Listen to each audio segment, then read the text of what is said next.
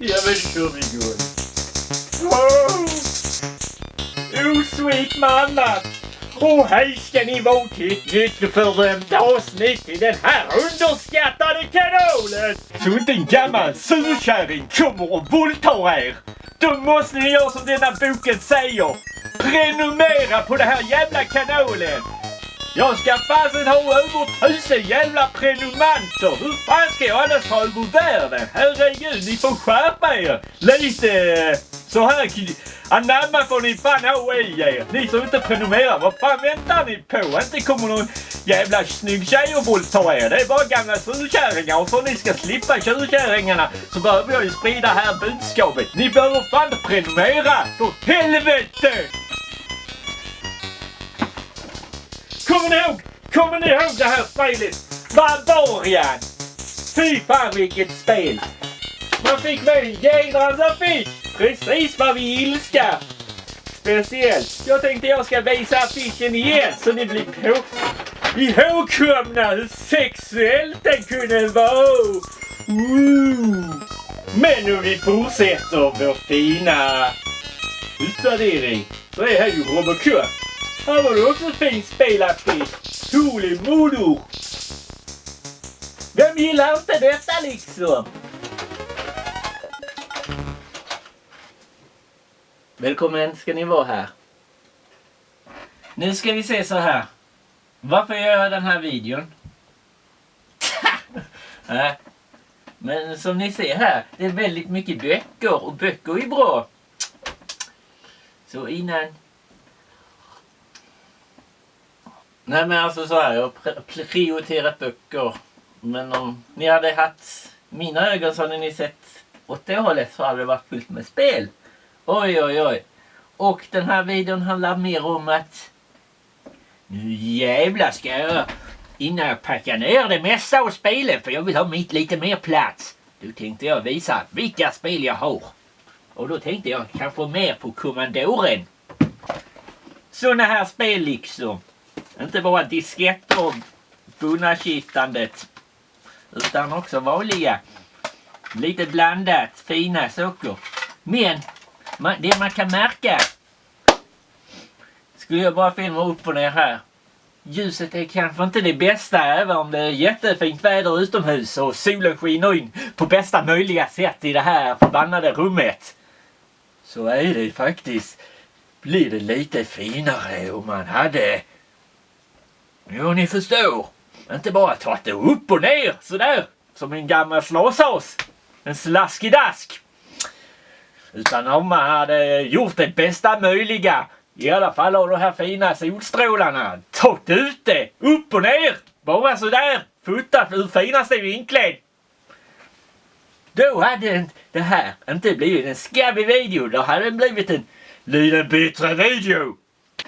Jag kan verkligen inte få nog av att sluta visa såna här fina art covers. Och det är lite det. Jag kommer fan dra ut allt ihopa och fota. Och det är som sagt Commodore 64-spelen jag pratar om. Alltså som det har varit på sista tiden. När jag spelat det här spelen. Laddar upp. Och det tar ett tag att ladda upp det. Och sen när det väl är klart. Vad har jag väntat på? Så släcker jag det bara typ nästan på 5 minuter. Så jag har många nya spel jag aldrig spelat. Eller jag har ju börjat testat dem nu visserligen. Men det blir inte mer att man orkar testa ju högst 5 minuter om det inte är speciellt kul. Så ja, jag tar ut alla Commodore 64-spel jag äger just i dagsläget. Kanske inte sådana här piratkopior. Det är fan, det är lite, ja.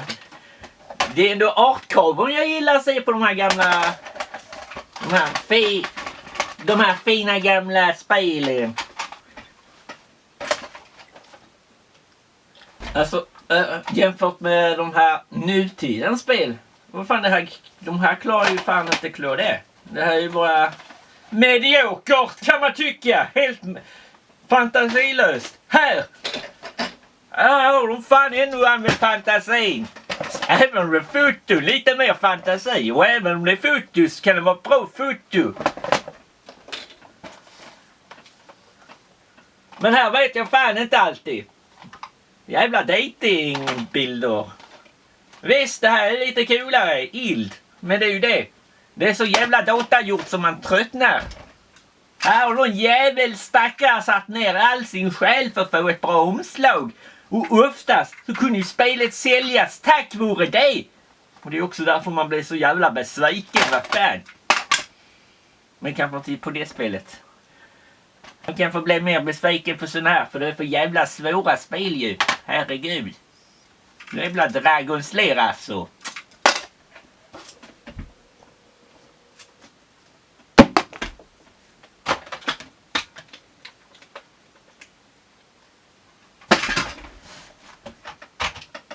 Jag har ett litet budskap till er. Och det är ganska enkelt. Precis som det står. Prenumerera för Guds skull! Jag tycker... Alltså det jag har gjort är liksom tagit ut en låda som jag har satt massa papper på för att få en sån här vit bakgrund. Så att det ser mer ut som fotostudio. Det är ett helvete liksom filma när man har dåligt ljus. Nu har jag försökt göra det bästa av situationen helt enkelt. Och inte för att prata hetare och långrandigt. Så tycker jag vi kör igång alltså.